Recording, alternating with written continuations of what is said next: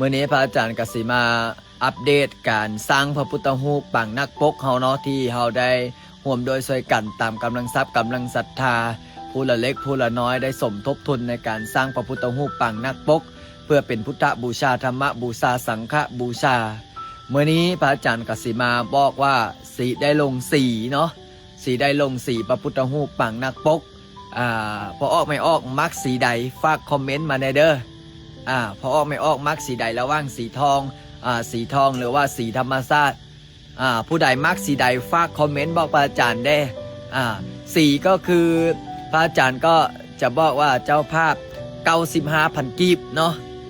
ถ้าคิดเป็นถังกระถังประมาณ795 บาทนี่แหละเพราะฉะนั้นแล้วออกตนนิยมเด้ออย่าตกกระบวนบุญเด้อร่วมเป็นเจ้าภาพซื้อสีน้ำกัน 95,000 กีบเสริมบุญเสริมบารมีเนาะเพื่อสีได้สีหั่งสีมีสีล่ำสีรวยขึ้นทางหน้าเนาะเฮ็ดบุญเฮ็ดทานเสริมบุญเสริมบารมีน้ำกันเด้อขอเจริญพร